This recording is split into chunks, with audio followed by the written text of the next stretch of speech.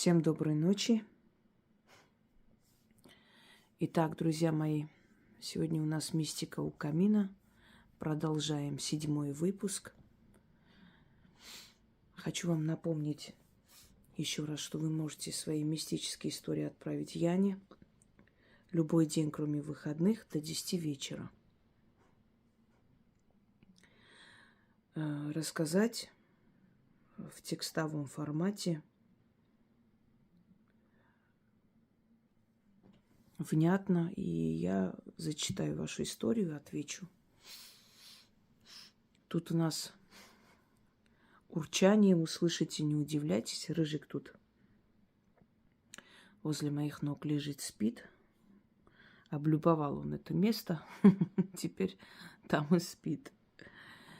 Мягко, хорошо, да, постелили ему. А внизу наши собаки храпят, как дедушки старые. Так что под это урчание и храп мы с вами продолжим рассказы, потому что эти рассказы это не просто как бы передача вам из уст в уста, но еще и объяснение, почему, к чему, то есть, да, к чему это все. И очень может быть, что у кого-то похожая была ситуация, и он услышит ответ на свой вопрос, который его мучил. Кроме всего прочего, хочу вам напомнить, что у нас есть мистические истории, встречи с призраками, по-моему, встречи с духами, или я такое еще не называла, не помню. Ночная мистика, мистические истории у костра, очень много, мир духов и прочее. За эти несколько лет, может быть, 3 года с чем-то, да, огромное количество таких рассказов, которые мы с вами читали. Я объясняла, в этом году у нас эфиров практически нет, потому что в России не везде ловит, точнее, не везде открывается эфир через VPN, не очень качественный эфир, поэтому я не хочу. Одно слово слышно, 2 слова нет. И я решила, что ничего страшного. Знаете, никто волосы рвать не будет по поводу их санкций. Перетерпим. И не такое бывало. Не менее интересно слушать видеоролики, не обязательно эфиры. Какая разница? Все равно я отвечаю на интересующие вас вопросы. Правильно? Итак, поехали. Добрый вечер, уважаемая Яна. Хочу описать мистику из жизни. Это было в 1950 году. Моему брату был годик, и он умер. Его приготовили и уже лежал на лавке. И кто-то сказал маме, как он какой-то ведуньи. Неправильно писали, ничего страшного. И она на ночь глядя побежала к ней. Я уже не помню того рассказа мамы, но она деду пообещала к нему на похороны приехать. А когда пришла домой, сынок играл, как будто не было того кошмара. Только судьба у него по жизни так и не сложилась. Возможно, это потому, что вернули его оттуда. Не совсем поняла, какому деду пообещала.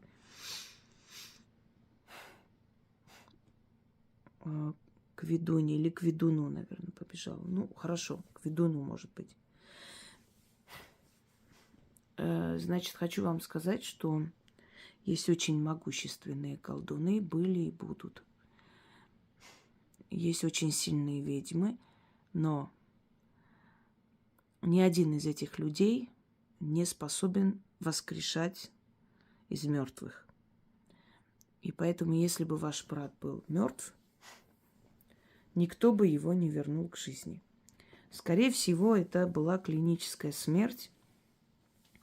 И в деревнях очень часто клиническую смерть принимают за смерть настоящую. У нас в селе был случай в детстве моем, я слышала когда похоронили молодую женщину, и она пришла во сне к своей матери со словами: «Мама, зачем ты меня похоронила живьем?» Она с утра встала, подняла крик, собрала мужиков, заставила выкопать ее, потому что там прошло после похорон несколько дней всего лишь. И когда открыли гроб, увидели, что она, вся обшивка изнутри гроба была разорвана, она перевернулась и умерла. То есть задохнулась там. Ее действительно похоронили живьем. Так вот, ваш брат не был мертв. Никогда никому такое не говорите, что он был мертв, и его воскресили, что вернул к жизни ведун. Он не мог бы его вернуть к жизни никак. Вернуть к жизни можно человека из комы, призывая его душу, уговаривая вернуться. Многие души из комы не возвращаются, потому как там хорошо. Именно поэтому я родственникам говорю, чтобы они уговаривали душу своего родного человека вернуться. Просили, уговаривали. Они не хотят возвращаться. Я знаю по себе, там очень хорошо. Ты не хочешь вернуться в этот мир, в этот скучный, тяготный мир. Опять тащить этот крест на себе под названием «земная жизнь». Это одно. Могут вернуть из клинической смерти. Потому что, опять же, душа между мирами ни туда и ни сюда может вернуть сильный колдун. Следовательно, ваш брат не умер. У него была либо кома, либо клиническая смерть. Но в селениях народ неискушенный, и они принимают это за смерть. Потому что человек, у него все признаки смерти.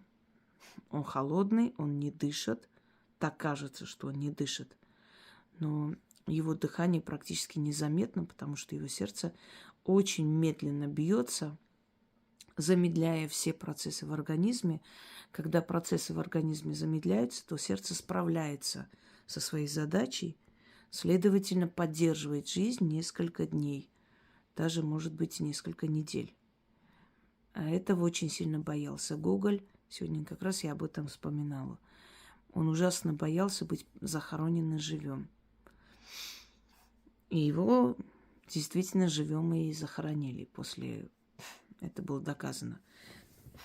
И он очень просил своих друзей не хоронить его до того момента, пока не будут явные трупные признаки. Вот тогда только хоронить. Он очень боялся, что его живем похоронят.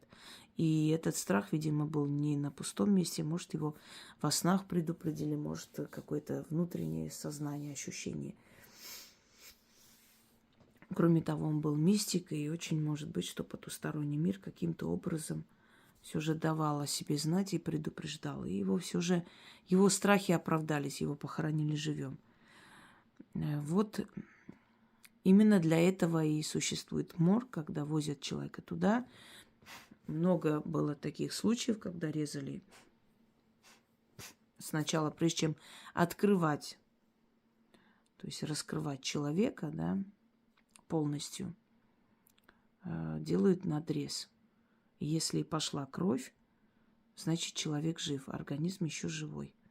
В Индии от укуса какого-то скорпиона или змеи, сейчас не помню, может, и то, и другое, наступает полный паралич.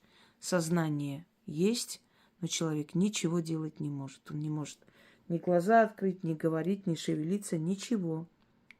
И он слышит, что его готовят к сожжению. И так очень много живых людей было сожжено. Потому что думали, что он умер. А там особо не практикуется морг. Точнее, совсем не практикуется. Вот с этой стороны я все-таки сторонник того, чтобы человека перед смертью отвезли в морг. Потому что много бывает случаев, когда возвращают к жизни. Просто видят, что человек живой. Ну, может, для этого и существует вся эта процедура освидетельствование смерти и прочее. Живой был ваш брат. То, что у него жизнь пошла не так, это не потому, что его вернули из мертвого мира, вот поэтому. Там могут быть разные причины. Сейчас мы не будем в это углубляться. Может быть, он был проклят изначально, поэтому его судьба так и складывалась. То подумали, что умер, то в кому впал, то еще что-нибудь. У таких людей изначально тяжелая судьба. Они тяжело рождаются, у них всю жизнь, то есть всю жизнь приносят проблемы своим родителям, и так проблемно и живут, и уходят. Пойдемте далее. Добрый день, дорогая Инга и Яна. Хочу рассказать мои мистические истории о встрече с призраками. Мне было 18 лет.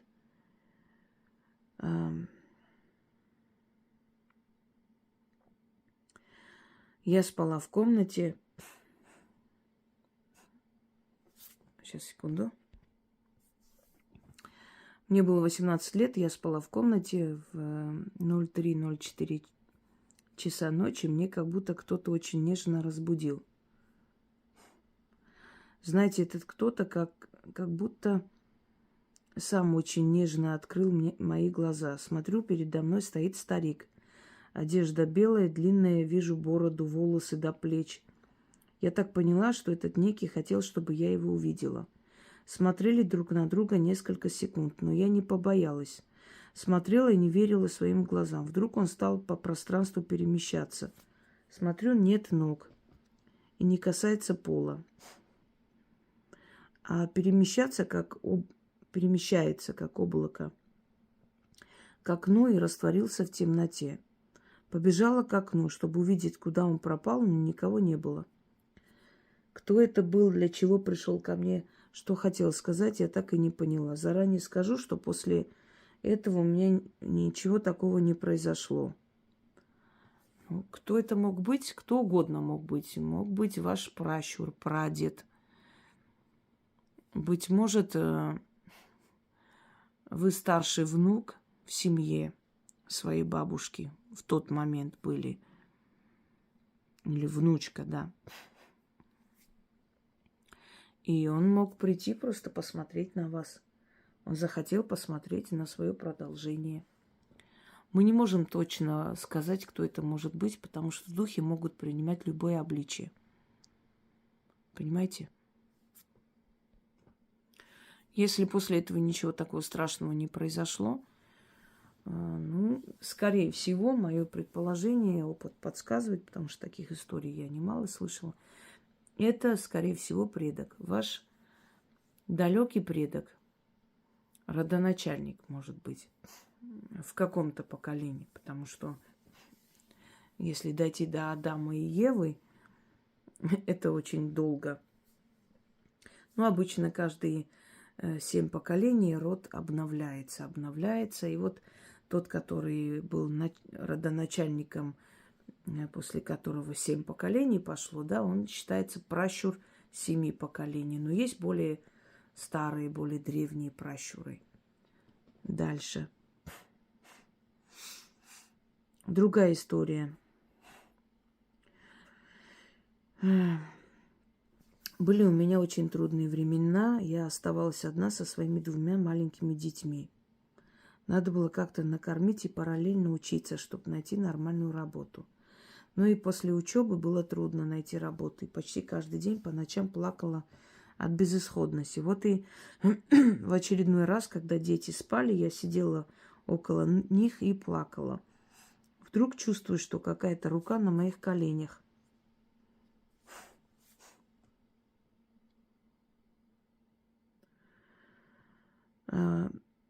Инга, дорогая, как с другом сидишь и рассказываешь о своих трудностях, и вдруг рукой по спине по-дружески хлопает, как бы все будет хорошо, не переживай.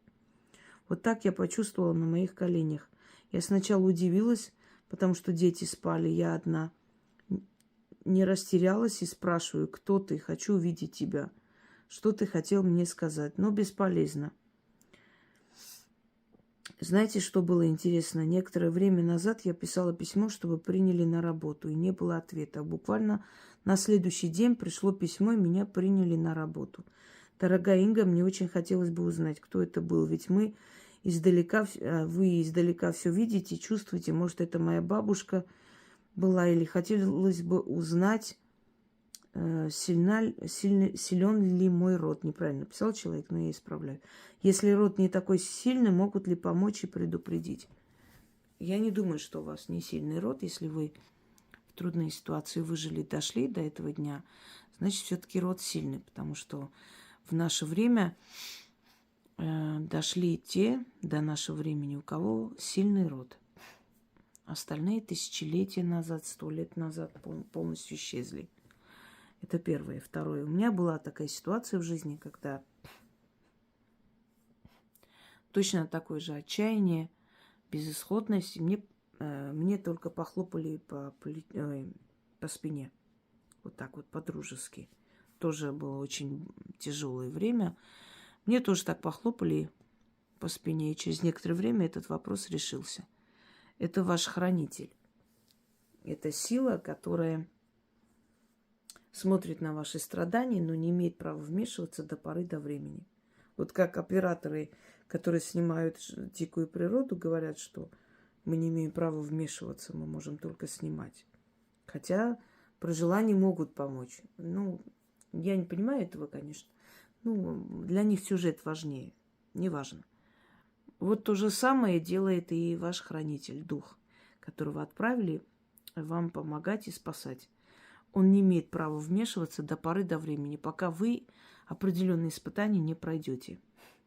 И когда уже подходит момент, что это испытание пройдено, теперь можно вам помочь, он мог вас успокоить, дать знать о том, что вы не одни, и что он присутствует в вашей жизни, и скоро все будет хорошо. И, собственно, вы говорите, что так и случилось. Еще одна история. Я спала и вдруг чувствую, что кто-то гладит мои волосы. Сначала подумала, что это моя дочка, и громко сказала: не мешай спать, завтра на работу должна пойти, надо спать. Но чувствую в полусне, что еще гладят волосы. Открыла глаза, а рядом никого нет. Ночь, и я одна в комнате. Может, это был домовой или родная душа. Это мог быть кто угодно. Опять же, мы не можем гадать сейчас, вот кто это мог быть. Может быть, домовой, может еще. Добрый дух. Кто бы это ни был, это добрый дух. Но чаще всего это бывает домовой. Слыхали, когда у коней, например, дворовой плетет косы? Некоторые говорят, что это ласка, которая лазит по лошадям и плетет им косы. Но вы знаете, одно дело так, скажем, мешать волосы, да, и создать некое такое ощущение плетенной косы. Другое дело, когда это все заплетено, еще как резинкой, чем-то таким внизу закреплено. Ласка не догадается. Просто все как бы валят на ласку, но этот зверек в некоторых районах вообще не обитает. А лошади бывают причесанные, у некоторых косычка. Домовой иногда перемешивает, то есть лохматит волосы во сне, иногда гладит. Если гладит, это к добру. Если лохматит, значит, говорит, что кто-то пытается что-то делать или начитывает, путает вашу жизнь. Понимаете? Ну, это мог быть кто угодно, но, судя по моему опыту, чаще всего это домовой. Вы понравились ему. Значит, вы хорошая хозяйка. Значит, у вас все чисто, убрано. Домовые любят хозяйственных хозяек, которые убирают дом. Они не любят этот энергетический мусор. Образуется такой энергетический мусор, когда в доме грязно, и темные духи слетаются. Для них это такое, знаете, лакомый кусок. Им нравится в таких грязных местах обитать. Другой случай. Лето во дворе, хорошая погода, и не заметила, что уже время позднее. Почти 12 ночи, мало что может быть. Хотя до дома не так далеко, почти бегом с детьми идем домой. У дороги есть магазин. Он был закрыт, внутри не было света. Вокруг никого. Окна магазина стеклянные, большие. Смотрю, и внизу, что сзади нас идут три мужика. И мне стало еще страшнее. И вижу в стекле, как они друг с другом что-то обсуждают. Я своей старшей дочке спрашиваю: смотри, ты тоже видишь этих троих? Или мне кажется? А она тоже подтвердила. Подумала, сейчас повернусь, посмотреть, знакомые это пацаны или нет. Насколько было мое удивление, когда повернулась, никого не было. Рядом не было ни дороги, чтобы свернуть, ни подъезда, или так быстро исчезли, чтобы мы не заметили. Я даже еще раз спрашивала: ты точно увидела тех троих? Она подтвердила. Еще раз. Мы дошли домой, но этот случай я запомнила навсегда. Так и не поняла, кто они были.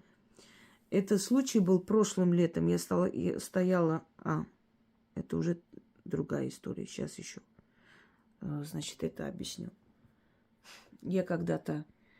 Меня позвали, попросили заговорить человека больного. Я пришла, посмотрела на него и сказала, что он не жилец. Поэтому нет смысла его мучить. Жена сказала, что готова оплатить, пожалуйста, только вот помогите. Я говорю: вы поймите, во-первых, я больным людям помогаю даром, я не лечу, заговариваю. То есть помогаю, чтобы лечение пошло впрок, да. И во-вторых, я просто вижу, что человек уже наполовину на том свете. Тут, смысла нет. Зачем это нужно? Я объяснила ей, она заплакала, мы с ней поговорили, ее успокоила. И вышла и иду. Уже ночь. Ближе к 11. А мне идти долго. Наверное, минут 20 до дома. Там маршрутки не едут уже в это время. Ничего не едет. И такси тогда особо не работало у нас. Я тоже проходила мимо витрины и увидела сзади человека, который за мной шел. Сначала у меня вся спина прям охладела. Я думаю, понятно, кто-то меня преследует, а там темно. Повернулась, чтобы сказать, что вам надо от меня. Смотрю, никого нет. Снова смотрю в эту витрину, опять он стоит. Он уже стоит за моей спиной. Опять повернулась, нет, опять. И я просто бегом на одном дыхании, читая заговоры, дошла до дома. Мне тоже бывает страшно, я тоже человек земной. Я тоже, скажем так, мне не чуждо ничего человеческого. И я поняла, что это некто. Я поняла, что это не человек. Когда я поняла, что это не человек, мне немного стало легче, потому что человека следует бояться больше, чем духа. И ночью он мне приснился и сказал: и чего ты так перепугалась? Я же пришел тебя охранять, что ты так бежала от меня? Вот некто такой высокий и здоровый. Так что, скорее всего, они пришли просто вам помочь. Они показались, а потом исчезли, когда увидели, что вы испугались. Они просто люди не всегда понимают, не иногда, а чаще всего боятся этого, вместо того, чтобы анализировать и понять, а зачем? Вы же сказали, я боялась. Со мной были дети. Вот вас было 3, наверное, да, с детьми? 2 детей и вы. И каждого из вас кто-то охранял. Вот вы и увидели 3 мужчин. Ваших хранителей, каждого из вас. Значит, у вас сильный род. И они все же отправляют вам эту охрану и помощь. Видите? Не первый раз. Дальше. А этот случай был прошлым летом. Я стояла на узкой дороге. Рядом росли деревья. Было тепло, не было ветра. Но было темно. Стою и жду знакомую и любуюсь деревьями. Вдруг слышу стук. Или как дети прыгают с небольшой высоты на землю, раздается звук. Смотрю, никого нет. Но одна очень тоненькая ветка шевелится. Инга, если не шевеление ветки, я бы подумала, что мне показалось. Но каково было мое удивление, что на этой ветке смогла стоять только птичка. Но стук ноги почти 5-летнего ребенка. Подошла смотреть, говорю, кто ты, покажись. Но никого. Пришла знакомая, рассказывая, она говорит, если бы я была на твоем месте, я бы убежала отсюда. Что это могло быть? Спасибо большое, что вы есть. Я вам скажу, что это могло быть. Вот смотрите. Моя бабушка когда-то зимой по молодости вышла и шла по делам. Не знаю сейчас, куда она шла, но далеко от дома. По селу шла. Была зима, люди в домах. Вы знаете, что зимой особо много народу не ходит туда-сюда. И она слышит, что там, где снежное поле, как будто по полю кто-то скользит. И такое ощущение, как кожу, знаете, разрывают. Там вот такой звук разорвавшейся кожи. Вот такой. И она тоже так приглянулась, подошла, никого нет. А этот звук идет из поля снежного. Испугалась, вернулась домой. Рассказала моей прабабушке, то есть свекрови своей, что звук какой-то, никого не видно, а вот как будто кто-то скользит, и вот этот вот. И она сказала, да не бойся ты, это духи катаются на коже, на кожаной какой-то там, как она сказала, сейчас не помню. Одним словом, катаются, и поэтому этот звук ты слышишь, что скользит, и как кожа, звук кожи. И она сказала это очень спокойно, без паники. Духи катаются, не бойся. Вот и я вам говорю, духи катаются. Души ушедших катаются. Может быть, возле этого дерева мальчик когда-то погиб. Может, с этого дерева упал лет 10-20 назад, если это старое дерево. И его душа навечно осталась там. И он все время там играется на этих ветках, поднимается, спускается. Вот и все. Есть много необъяснимых вещей на Земле. И они, конечно, эти необъяснимые вещи иногда внушают страх, ужас. Но когда вы не знаете, как это объяснить, просто воспринимайте спокойно, проходите мимо. Ведь они живут рядом с нами и в пространстве, так же, как и мы. Имеют такое же право жить в мироздании, как и мы. Кто сказал, что это наша собственность? Здесь миллиарды различных существ обитают. Пойдемте далее. Здравствуйте, дорогая Яна и Инга. Хочу рассказать вам мистическую историю. Может, мне повезет. Инга, когда-нибудь, может, прольет свет на то, что это было. Вот повезло вам.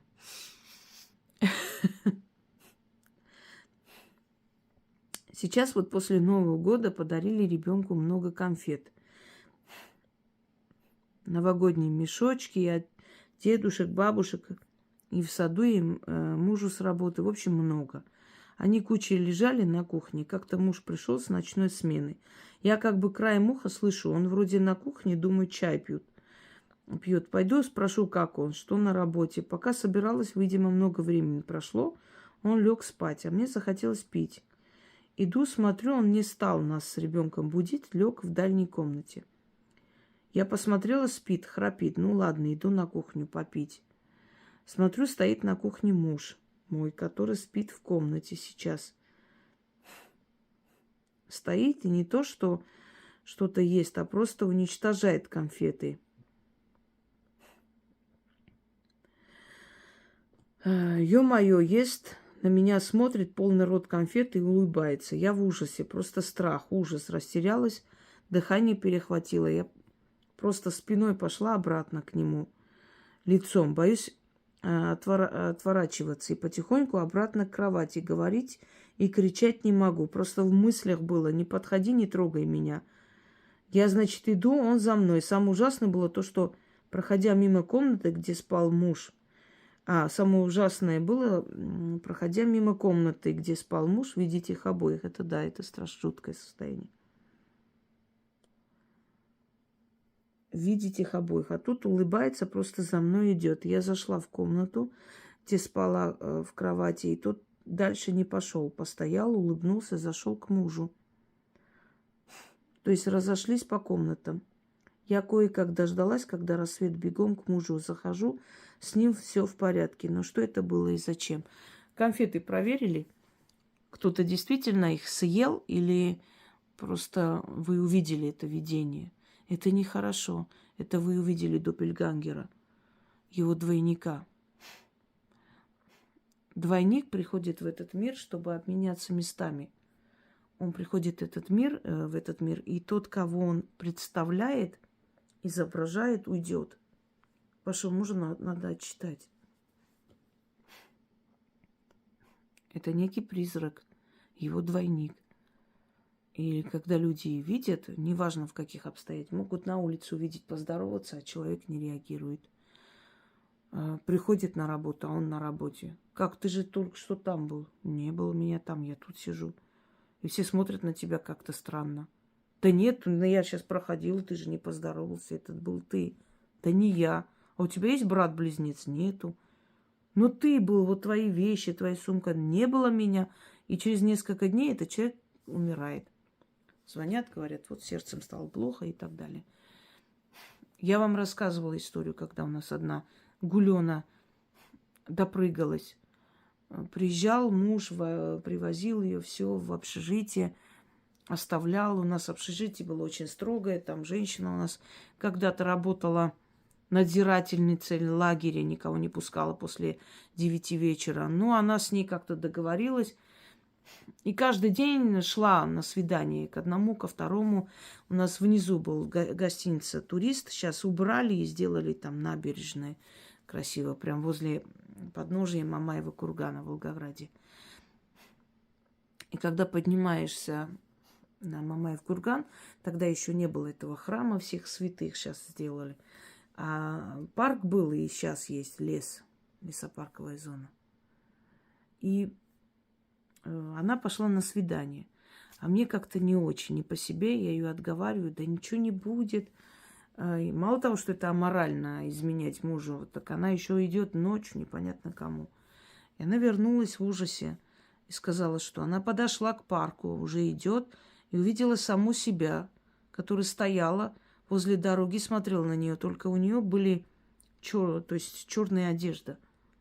Она смотрела на нее так внимательно. Она говорит, мне такое ощущение, как будто меня сейчас сердце остановится от ужаса. Посмотрела на нее, отвернулась и пошла прямо в лес. А эта мадам бегом обратно. Пришла вся бледная, трясется, несколько дней болела.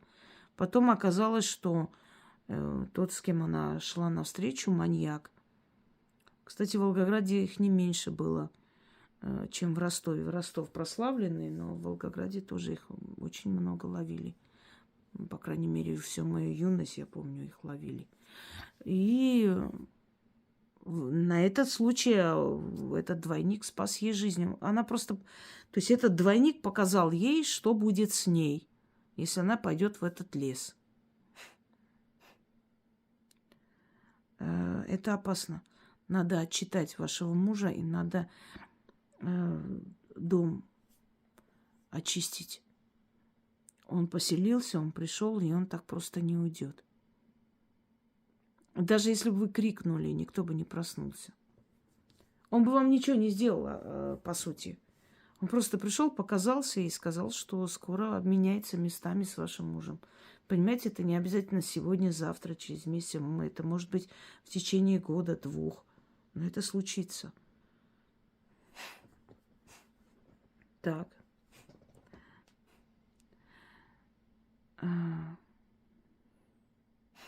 Когда такое видите, или звонят вам в дверь, смотрите, там никого нет, или стучат, никого нет, или явление в доме резко. Вы можете представить себе вот на секунду кто-нибудь, кто сейчас слышит, вот такое видеть вам? И вы же понимаете, что это трезвый, нормальный человек говорит. Не алкоголик, не наркоман, это не какие-то бредни наркотические. Это нормальный, адекватный человек такое видел. Это говорит о том, что мир под потусторонний существует, хотите вы этого или нет. Как человек, который столкнулся с этим много раз. Много раз. Я никогда бы не сказала то, чего я сама не видела и не верю. И когда такое видите, успейте сказать: вчера приходи. То есть уже ушедшим временем. Вчера. Вчера приходи. Пойдемте далее. Здравствуйте, уважаемый Инга. Позвольте рассказать вам свою мистическую историю. Этот случай произошел со мной 12 лет назад, когда я была беременна. Начну с того, что на самых ранних сроках, когда еще неизвестен пол ребенка, муж очень хотел мальчика. А мне было без разницы, кто родится, поэтому он ходил всем, говорил, что у нас обязательно родится мальчик. Однажды мне приснился сон, как будто бы ребенок, который живет у меня в животе, говорит мне: «Мама, я же у тебя девочка, почему вы всем говорите, что я буду мальчиком?» В то утро я уже точно знала, что у меня родится дочка. Прошло еще немного времени, и ко мне начал ходить черный кот. Он ходил именно ко мне, беременной. На мужа не было вообще никакой реакции. То есть он проникал в нашу квартиру через открытую форточку или открытый балкон. Однажды на улице был сильный ливень, и я позакрывала все форточки, окна. Так этот кот разбегался и своим телом бился в окно до тех пор, пока его не разбил и не вошел ко мне в квартиру. Если в момент, когда кот приходил, я находилась дома, значит, он просто меня находил. Мы встречались обязательно с ним взглядом. И он тут же убегал. Если же меня дома не оказывалось, когда он приходил, то кот просто садился и ждал меня. Однажды я пришла домой, мой муж спал, а кот лежал рядом с ним. А на коте сидел наш попугай. И опять мы встретились с ним взглядом, и кот убежал. Так продолжалось на протяжении 5 месяцев, пока я не уехала рожать. И этого кота не трогала, с ним не разговаривала. Мне всегда было жутко и страшно от встречи с ним. Тогда я не была знакома с вашим каналом, и люди мне советовали повесить в квартире семистрельную икону. Я ее повесила, уехала в роддом. С тех пор икона так и висит, а кота больше не видели. Моей дочке скоро исполняется 12 лет. Смотрите, ваш муж допустил большую глупость. И вообще допускают большую глупость люди, которые заранее, во-первых, покупают вещи ребенку. Ребенок еще не родился. Народ же не глуп, когда советует заранее ничего не покупать, имя заранее не выбирать, не говорить, по крайней мере, всем подряд, не говорить, кто родится и так далее. Ваш муж постоянно говорил, что будет сын. Следовательно, вот почему ваша дочь пришла, потому что ее душа, которая вселилась потом в ребенка и родилась в этот мир как человек, она негодовала. Своими словами отец ставил запрет на ее рождение. Он же хотел мальчика, ему нужен был мальчик, а девочку он не хотел. То есть он хотел мальчика, больше никого, чтобы не было. Мальчик, только мальчик. И тем самым он закрывал постоянно приход вашего ребенка в этот мир. А этот кот, смотрите, духи, души, потусторонние силы, они могут использовать энергию животных, птиц, чтобы прийти что-то передать людям. Ну, например, голубь может взлететь, удариться о стекло, через некоторое время кто-то умрет в доме.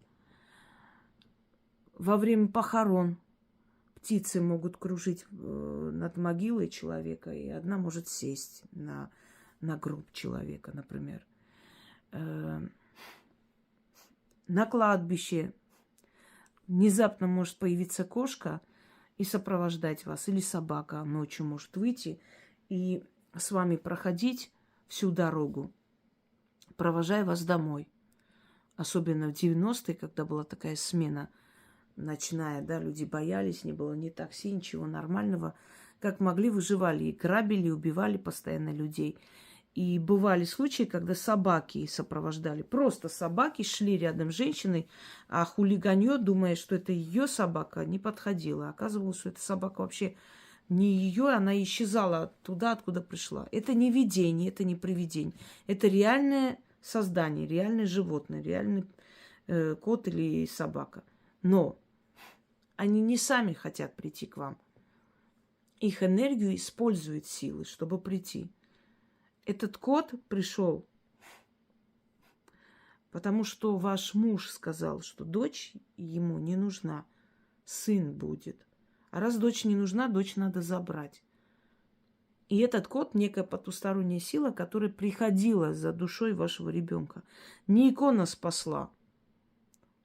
Видимо, просто ваше упорство и то, что вы не боялись, что вы не гнали, не обидели никак этого кота, никак. Хотя боялись, то есть жутко вам было, но вы никак не обидели, ничего не сделали плохого.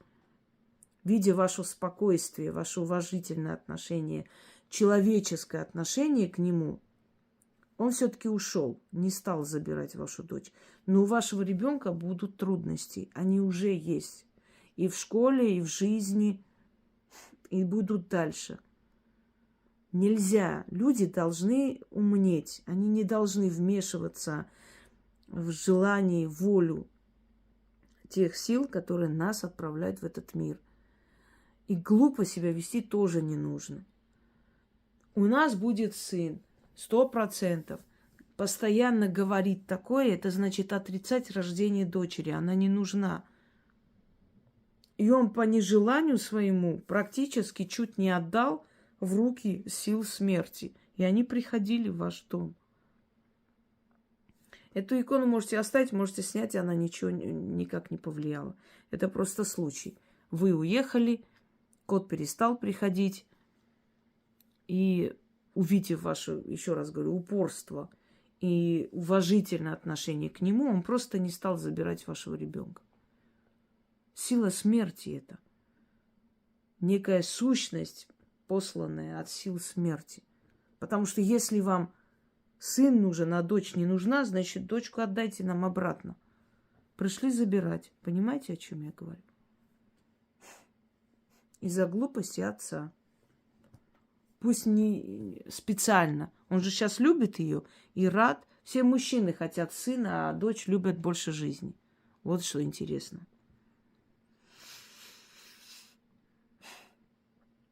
Вот 12 лет ей. 13-летний рубеж очень опасен. Много читайте ей защиту. Здравствуйте, уважаемые Инга и Яна. Спасибо за интересный, весьма познавательный канал. Моя история такая. У моего супруга была бабушка, дама весьма с непростым характером. С самого начала наши с ней отношения не заладились, и несмотря на то, что за некоторые качества я ее по-своему уважала, мы с ней находились в состоянии холодной войны, периодически переходящей в активное наступление. Через некоторое время мы с супругом приобрели свой дом и переехали. С бабушкой супруга я больше не общалась. 5 лет назад она умерла. И я помогала свекрови. Вот она меня просто золото. Организовать поминки после похорон. 4 года было все спокойно. А потом бабушка начала мне сниться с завидной регулярностью. Я спрашивала у супруга со свекровью, не снится ли им бабушка. Но им не снилось ни разу. Сначала сны были хорошими, потом не очень. В последних снах бабушка плохо выглядела. Я знаю, что покойники часто снятся, чтобы их помянули. Но эта женщина в свое время столько крови мне выпила, что от снов я просто отмахивалась и жила дальше. Пока мне не приснился такой сон, что отмахнуться не получилось. Я была в каком-то очень древнем каменном храме. Было темно, и на стенах горело несколько факелов. Я там мыла полы почему-то. А потом я услышала жуткий смех и женский голос, как раскат грома. Она спросила меня, не страшно ли мне находиться в храме темных богов. А я поняла, что не страшно, вот совсем. И я ответила, что нет, и что я чту темных богов так же, как и светлых. Тогда мне ответили, хорошо, проходи. И в полу открылся ход с каменной лестницей. Я пошла вниз и оказалась в каком-то холодном темном каменном помещении. А вокруг туман. Потом я пригляделась и увидела, что это не туман, а неупокоенные души снуют туда-сюда. Но страшно мне не было. Шестым чувством я поняла, что они ничего мне не сделают, потому что я живая. Я пошла дальше и зашла в комнату, напоминающую тюремную камеру, только без решеток. Там я увидела бабушку супруга. Она сидела за столом, перед ней были две миски, одна с мылом, другая с сырниками. Когда мы жили все вместе, я часто готовила сырники. Бабушке они очень нравились. Так вот, она показала мне рукой на миску с сырниками и сказала дать ей миску с мылом. Я говорю: бабушка, вы ошиблись, миска с мылом рядом. И тогда она разревелась и начала кричать, что она уже давно здесь, что хочет есть, но сколько бы ни старалась взять сырники, ей под руку всегда попадает мыло. И она думала, что хотя бы я могу ей дать эти сырники. А я вдруг осознаю, что это место является чистилищем. И это мыло для того, чтобы бабушка сначала очистила свою душу. Я начинаю ее уговаривать, чтобы она все-таки взяла мыло, чтобы очиститься. Но она опрокидывает миску с мылом и кричит, что не хочет этого делать. И я просыпаюсь. В общем, я рассказала все мужу и попросила его, чтобы он помянул бабушку, так как достала она меня уже во снах приходить. Я пожарила целую кучу сырников, муж отвез их свекрови, та раздала по соседям. На следующий день мне звонит свекровь и говорит, что ей приснилась бабушка, подарила ей во сне красивый букет, сон был яркий, а бабушка довольный. Прошел год, больше бабушка никому не снилась. У меня 3 вопроса. Что это вообще такое было? Почему бабушка приходила именно ко мне, а не к своей дочери, любимому внуку, учитывая наши отношения? И почему после она свекрови приснилась, а мне даже не сказала, учитывая, что я у плиты целый час ее треклятые сырники жарила. С уважением, Юлия. Первое. Она снилась вам потому, что она обидела вас больше всех. Вот моя собака начала там тявкать. Эх, ночью снимать такие темы не очень хорошо. Но ничего, сейчас пойду узнаю, что там случилось, и приду. Видать, кого-то увидела. Итак, продолжу, потому что он там чего-то видит каждый раз, когда я снимаю. Немножко активность начинается в доме. И вот наш песик начинает там тявкать. Итак, почему она к вам пришла? Потому что она обидела вас больше всех последние годы. И, скорее всего, ей сказали, что нужно отмаливать у вас прощение, если она хочет, чтобы ее там простили и пустили ее дальше. То, что вы увидели чистилище, скорее всего, так и есть. Оно по-разному приходит и по-разному показывается. Но это тоже один из вариантов чистилища, кстати говоря. Почему раздают еду и как это может дойти до умершего? В древние времена считалось, что через энергию живых мертвые берут то, что хотят. Ну, вот, например, любимое блюдо делают, там, готовят, садятся, кушают, да. Считается, что это дань памяти человека. Вроде они сами едят, но для него делают. Потому что мертвый может насладиться только через энергию живых, своих родных, близких, соседей, знакомых. Берет от них эту энергию и насыщается. Поэтому, когда хотят помянуть или хотят помочь душе, или дать любимое блюдо, или то, что, скажем так, то, что она просила во сне, обычно раздают соседям и знакомым. И тем самым это все доходит и до покойной души. Так что вы правильно сделали. И я вам ответила. Вы увидели это чистилище. Она приходила к вам для того, чтобы... Потому что вас обидела больше всего. А потом, когда вы сделали то, что она просила, ей просто запретили дальше вам сниться. Она уже отмолила перед вами. То есть получила ваше прощение. Вы же для нее это сделали, эти сырники, чтобы раздать. Все. И ей больше просто не позволили вас беспокоить. Она довольна, ушла. Так, теперь давайте последнюю историю, наверное, прочитаем на сегодня. На всякий случай я отмечу, чтобы потом помнить, где остановилась. Итак. Уважаемые Инга и Яна, здравствуйте. Хочу поделиться историей. В середине апреля этого года, примерно за неделю до родительского дня, умерла одна знакомая женщина нашей семьи. Накануне родительского дня я думала о ней, и через какое-то время в дом через балконную дверь залетел воробей. Он был... Ой. Он был спокоен.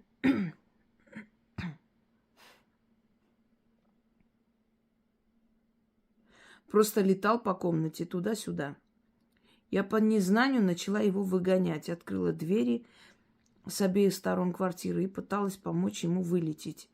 Долго мне это не удавалось, но когда он все-таки вылетел, я быстро закрыла дверь, но потом заметила, что он еще пару минут бился клювом в дверь.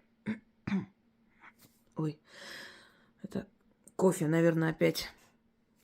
Я вынесла хлеба, думала, может, голодный, больше я его не видела.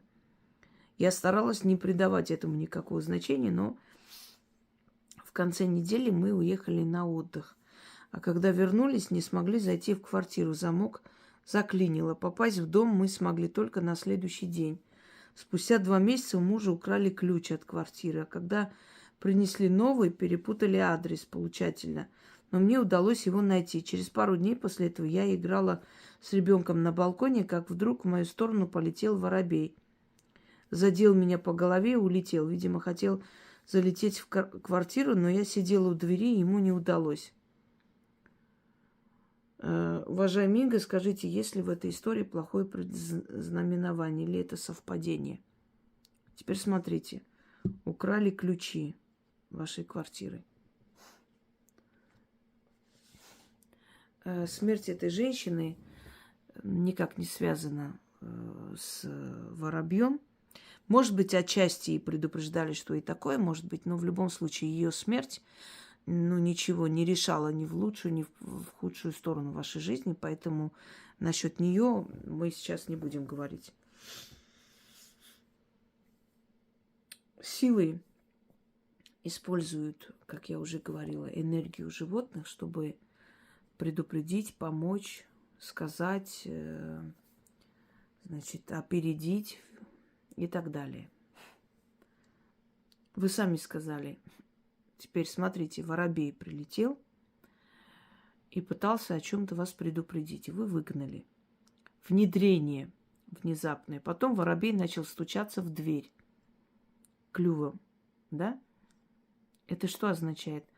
Силы хотели сказать, будьте осторожны. Через дверь могут к вам прийти незваные гости. Заклинил замок. От чего, как вы думаете? Потому что пытались открыть. Когда пытаются открыть и не могут открыть, там что-то потом клинит. То есть испортили внутри замок, поэтому заклинило. И вы не смогли попасть в квартиру. Потом снова воробей пришел и вас предупредил. Или после этого ключи, украли. Для чего украли? Чтобы зайти в вашу квартиру. Один раз пытались какими-то другими ключами открыть, не получилось. Второй раз уже украли, чтобы прям этими ключами зайти. Поменяйте эти ключи. Внутренний замок тоже сделайте отдельный, помимо тех ключей, которыми открываете дверь. И внутри, когда вы будете внутри, чтобы закрыть так, чтобы никто не мог открыть. И будьте осторожны, это, скорее всего, знакомые ваши люди. Это не чужие люди. Они знают, где им взять у мужа ключи и так далее. Вас предупреждают, что могут зайти в вашу квартиру. И это может закончиться плачевно. Начитайте защиту. Будьте осторожны с ключами. Сделайте другой замок. Несколько замков, несколько ключей внутри. Сделайте замок, когда вы все будете дома, чтобы закрыть еще раз дополнительно. Таким образом, чтобы снаружи открывая, внутрь не смогли зайти. Вас могут ограбить, могут зайти в ваш дом. Мало ли, какие у них намерения. Вот почему приходят эти птицы вас предупреждать, что вас могут убить в вашей квартире. Тьфу-тьфу-тьфу. Теперь поняли, почему? И каждый раз, когда воробьи приходят, у вас то ключи, то заклинивает дверь, то еще что-нибудь. На вашу квартиру нацелились и хотят туда зайти. Значит, есть что ограбить. А может быть, хотят отомстить. Мало ли что. Вас предупреждают духи. Будьте осторожны. Очень осторожны. И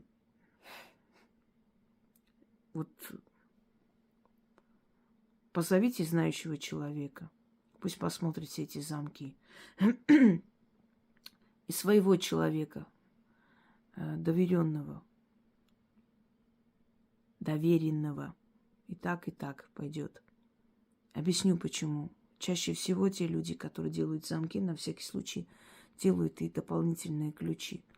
Эти люди иногда работают с домушниками, дают им наводку. Не сразу же, через месяц могут это сделать. И вы никогда не узнаете, как это случилось. Понимаете? Очень много недобросовестных, конченых людей, которые зарабатывают свои деньги, не считаясь чужим горем.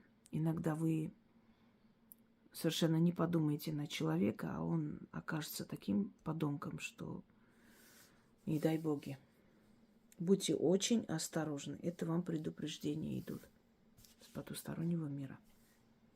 Причем конкретное предупреждение о смертельной опасности. На этом все. У нас еще есть мистические истории. Я уже вам сказала, объяснила, как их отправлять. Всем удачи, всех благ и берегите свою жизнь и своих близких в нашем непростом мире.